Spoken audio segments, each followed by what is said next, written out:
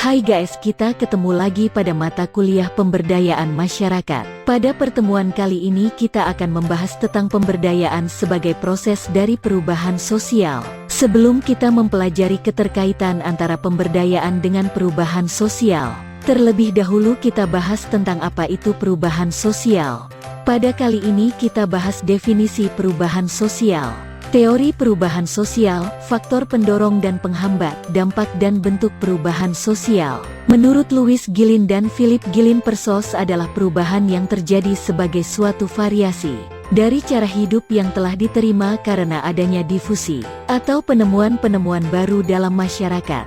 Jadi menurut Gilin di sini adanya inovasi atau penemuan baru menyebabkan perubahan sosial. Misalnya dahulu memasak banyak menggunakan kayu bakar, beralih ke kompor minyak, dan kini seiring perkembangan zaman berubah ke kompor gas atau listrik. Perubahan itu juga sangat berpengaruh kepada perubahan perilaku. Saat itu apabila hendak memasak harus menyiapkan kayu, menyalakan api, dan masakan bisa disiapkan dalam waktu yang cukup lama. Sedangkan saat ini seiring perkembangan zaman dan kemajuan teknologi, memasak cukup tekan tombol dan tidak memerlukan waktu yang lama.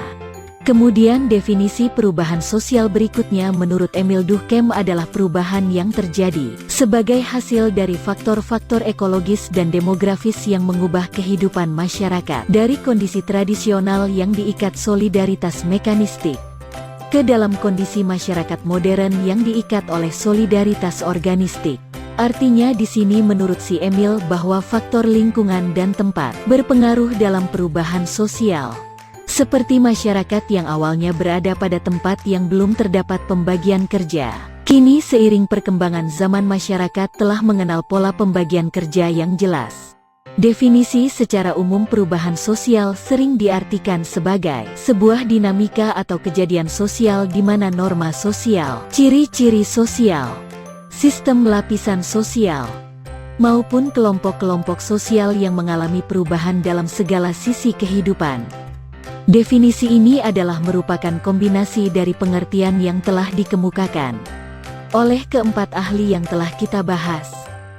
Oke, selanjutnya kita akan membahas tentang teori-teori apa saja yang terdapat pada perubahan sosial. Pertama adalah teori evolusi. Pada teori ini dijelaskan bahwa terdapat beberapa tahapan yang harus dilalui untuk mencapai perubahan yang diinginkan. Contoh yang dimaksud pada teori ini adalah, kita tahu bahwa setiap manusia akan melalui berbagai tahapan pengalaman kehidupan yang akan dilaluinya dari lahir sampai dewasa, dari bayi, balita, remaja, sampai dewasa. Kemudian perubahan zaman tradisional sampai kepada zaman modern, di mana semuanya akan mengalami yang namanya perubahan sosial. Teori berikutnya adalah teori konflik.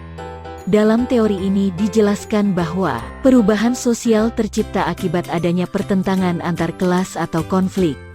Adanya konflik pada teori ini dipastikan akan menyebabkan perubahan. Perubahan tersebut bisa bersifat perubahan positif, bisa juga negatif. Ada konflik yang justru menciptakan kesejahteraan suatu komunitas akibat adanya aspirasi. Namun ada juga konflik yang justru menyebabkan terbelenggunya aspirasi. Secara keseluruhan hal tersebut dipastikan menyebabkan perubahan. Teori berikutnya yaitu teori fungsionalis. Dalam teori ini dijelaskan bahwa terdapat ketidakpuasan masyarakat terhadap keadaan sosial yang sedang berlaku, seperti ketidakpuasan terhadap pelayanan tertentu. Jika lebih banyak yang menginginkan perubahan, biasanya perubahan akan terjadi.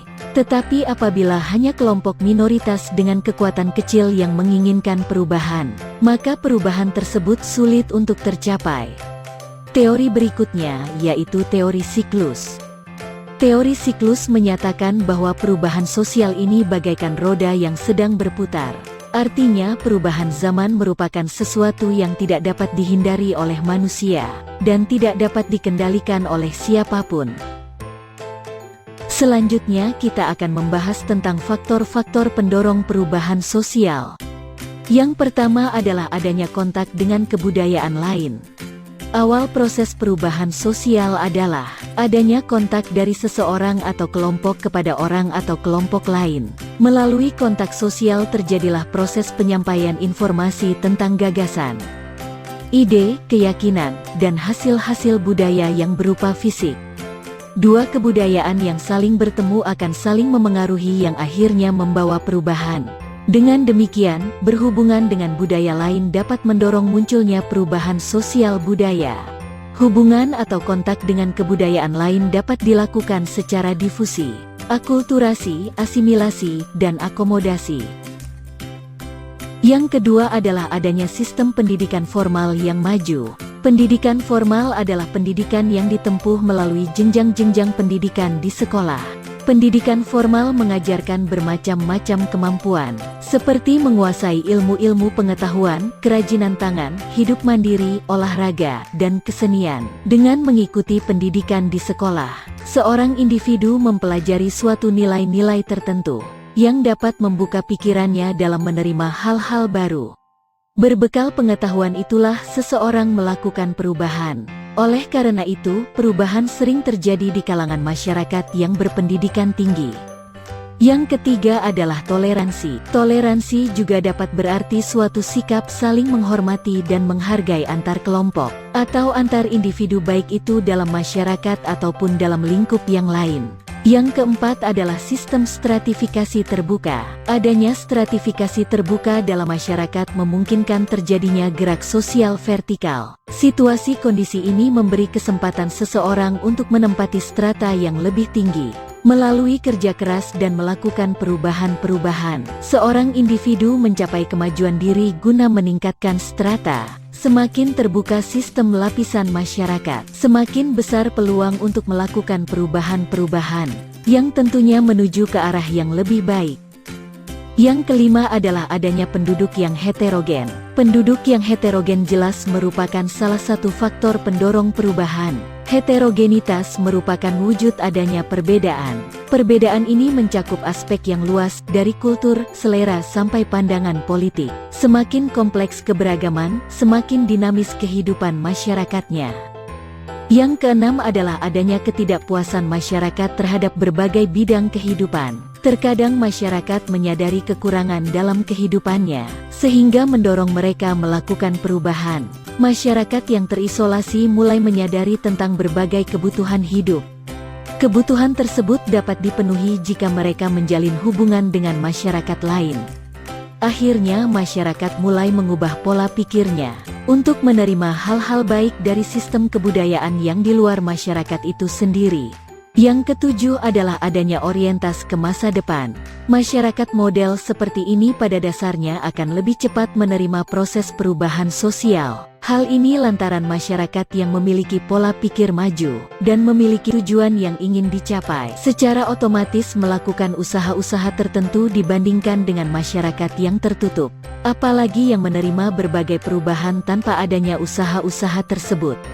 Selain faktor pendorong, terdapat juga faktor penghambat dari perubahan sosial, yaitu 1. Kurangnya berhubungan dengan masyarakat lain. Manusia tidak pernah lepas dari hubungan dengan manusia atau masyarakat lain dalam suatu pergaulan. Kurangnya hubungan dengan masyarakat lain mengakibatkan suatu masyarakat menjadi terasing dari pergaulan hidup dengan masyarakat lainnya. Apabila pergaulan saja sangat terbatas, maka yang terjadi adalah keterbatasan pemikiran, sehingga keinginan untuk berubah pun juga sangat minim. Yang kedua adalah perkembangan ilmu pengetahuan yang sangat lambat. Dengan adanya keterbatasan dalam pergaulan, dapat dipastikan perkembangan ilmu pengetahuan juga akan terlambat. Tidak adanya keinginan untuk menambah wawasan di bidang ilmu pengetahuan akan mengakibatkan pola pikir yang terbelakang dan ketinggalan zaman, sehingga muncul sebuah pandangan miring adanya kelompok masyarakat yang enggan berubah. Ketiga adalah adanya sikap manusia yang masih tradisional. Sikap tradisional atau enggan melakukan perubahan akan membawa mentalitas yang buruk dalam sebuah kemajuan. Karena itu sikap tersebut harus dihindari apabila seseorang hendak melakukan suatu perubahan. Keempat yaitu adanya kepentingan-kepentingan yang tertanam kuat. Nilai-nilai tradisional akan memunculkan sebuah kepentingan-kepentingan kolektif yang tertanam kuat dalam diri masyarakat. Hal ini juga akan menghambat sebuah perubahan sosial, karena pada dasarnya suatu perubahan itu berusaha untuk meninggalkan nilai-nilai lama guna menuju pada nilai-nilai yang baru, yang lebih bermanfaat dan sesuai dengan keadaan masyarakat saat sekarang. Kelima yaitu rasa takut terjadinya kegoyahan terhadap integrasi masyarakat. Ada sebagian anggota masyarakat yang takut atau khawatir terhadap perubahan yang terjadi di masyarakat, karena menurut mereka perubahan itu akan menggoyahkan integrasi dalam masyarakat. Keenam adalah adanya prasangka terhadap hal-hal baru. Prasangka buruk terhadap hal yang baru akan mengganggu proses perubahan sosial. Setiap ada hal yang baru datang, sepertinya ada semacam ketakutan dari sekelompok masyarakat yang tidak menghendaki perubahan. Ketujuh adalah adanya hambatan ideologis. Suatu perubahan dalam masyarakat akan sulit terjadi apabila berbenturan dengan ideologi atau paham yang dianut oleh masyarakat tersebut. Misalnya kebiasaan-kebiasaan yang ada di masyarakat. Berikutnya kita akan membahas dampak positif dari perubahan sosial. 1. Perkembangan ilmu pengetahuan. Melalui perkembangan ilmu pengetahuan, segala permasalahan diukur secara ilmiah untuk memperoleh kepastian data yang dapat digunakan sebagai sumber rujukan atau dasar pengetahuan. 2. Tercipta tenaga kerja profesional. Proses industrialisasi ditunjang oleh teknologi mutakhir untuk memperbanyak hasil produksi. Persaingan mutu hasil produksi semakin ketat untuk menarik minat konsumen. Oleh karena itu, untuk mendukung persaingan industri diperlukan tenaga kerja yang memiliki kecakapan, keterampilan, keahlian, dan profesionalisme tinggi. 3. Terbentuknya lapangan kerja baru. Dengan pengembangan perusahaan secara global dan pembukaan berbagai industri yang ada di suatu wilayah tertentu, maka secara otomatis akan tersedia banyak lapangan pekerjaan sehingga mampu menyerap tenaga kerja. 4. Terbentuk nilai dan norma baru. Kondisi masyarakat yang selalu berkembang memungkinkan pembaruan nilai dan norma sosial yang disesuaikan dengan kebutuhan anggota masyarakat. Nilai dan norma baru yang telah disepakati masyarakat menjadi patokan, acuan, serta dasar perilaku yang dianggap baik dan benar. 5. Peningkatan efektivitas dan efisiensi kerja. Teknologi mutakhir berperan besar untuk meningkatkan efektivitas dan efisiensi kerja masyarakat, sehingga lebih produktif. Teknologi tetap memegang peranan penting dalam proses kerja yang dilakukan oleh masyarakat pada saat ini. Efektivitas dan efisiensi kerja tentu saja akan berkaitan erat dengan penggunaan alat produksi, yang dapat menghasilkan produk lebih cepat, lebih banyak dan tentunya adalah tepat sasaran. Selain dampak positif terdapat juga dampak negatif dari perubahan sosial, yaitu 1. Terjadi disintegrasi sosial. Revolusi merupakan salah satu faktor pemicu disintegrasi sosial dalam masyarakat. Revolusi yang disertai tindak kekerasan dapat mendorong perpecahan dalam masyarakat. Masyarakat menjadi terpecah belah karena mendukung kepentingan-kepentingan kelompok atau golongan. Yang kedua yaitu eksistensi adat istiadat berkurang. Nilai adat istiadat semakin ditinggalkan oleh masyarakat karena dianggap tidak sesuai dengan perkembangan zaman. Nilai-nilai tradisi mulai ditinggalkan dan digantikan dengan nilai-nilai kebudayaan modern. Yang ketiga adalah peningkatan kenakalan remaja. Kenakalan remaja sejatinya juga dapat dipengaruhi oleh adanya perubahan sosial. Nilai-nilai kebebasan budaya barat diadopsi tanpa menyesuaikan kondisi kebudayaan kita sendiri. Contoh kenakalan remaja yang menjadi dampak negatif adalah tawuran, pemerasan, adanya geng motor, seks bebas, dan lain-lain. Keempat yaitu terjadi kerusakan lingkungan. Perubahan sosial sering diikuti peningkatan kegiatan produksi dan konsumsi dalam masyarakat. Kegiatan tersebut dapat mengancam keberlangsungan ekosistem alam.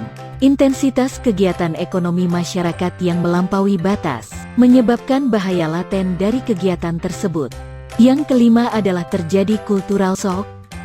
Cultural shock merupakan keadaan masyarakat yang merasa kebingungan terhadap kebudayaannya. Keadaan demikian dapat dipahami karena perubahan dalam waktu singkat akan membingungkan masyarakat, jika masyarakat tidak dapat segera beradaptasi.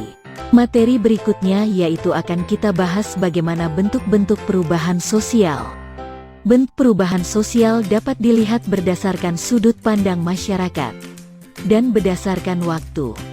Kita akan membahas berdasarkan sudut pandang masyarakat terlebih dahulu. Apabila dilihat dari berdasarkan sudut pandang masyarakat, bentuk perubahan ada dua yaitu sebagai berikut. 1. Perubahan yang dikehendaki. Perubahan yang dikehendaki adalah perubahan-perubahan yang dilakukan atas dasar perencanaan matang dari pihak yang menginginkan perubahan. Contoh dari perubahan yang dikehendaki adalah diputuskannya kebijakan desentralisasi yang menggantikan keputusan sentralisasi. Desentralisasi adalah kebijakan pemerintah daerah mengurus secara mandiri keuangan dan politik daerah, sedangkan sentralisasi adalah segala kebijakan dan keputusan yang ada di tangan pemerintah pusat. Bentuk perubahan yang kedua yaitu perubahan yang tidak dikehendaki. Bentuk perubahan ini adalah perubahan sosial yang ada di luar jangkauan masyarakat. Perubahan tidak terencana sering membawa masalah dan kekacauan pada masyarakat. Contoh nyata yaitu seperti yang kita alami saat ini, yaitu munculnya wabah virus corona yang menyebabkan perubahan di berbagai bidang. Berikutnya yaitu bentuk perubahan berdasarkan waktu dapat dilihat dari 1. Perubahan sosial lambat atau evolusi. Perubahan evolusi membutuhkan waktu lama untuk terjadi karena harus melalui tahapan-tahapan dari sederhana menjadi maju. Contoh, peralihan penggunaan minyak tanah menjadi gas, atau perubahan kehidupan manusia dari berburu dan meramu menjadi kehidupan yang menetap. 2. Perubahan sosial cepat atau revolusi. Revolusi adalah sebutan bagi perubahan yang berlangsung dengan sangat cepat. Revolusi mengubah dasar dari kehidupan pokok di masyarakat. Salah satu contohnya yang pernah mengubah dunia adalah revolusi industri di Eropa. Saat itu pabrik yang bekerja dengan alat tradisional digantikan dengan mesin-mesin besar. Contoh lain perkembangan alat telekomunikasi dari telepon, surat, telegram ke SMS, video call, internet yang kesemuanya juga menyebabkan perubahan perilaku masyarakat. Baiklah. Sampai di sini pembahasan tentang perubahan sosial. Minggu depan akan kita bahas tentang keterkaitan pemberdayaan dengan perubahan sosial. Ingat jaga diri, tetap selalu sehat. Wassalamualaikum warahmatullahi wabarakatuh.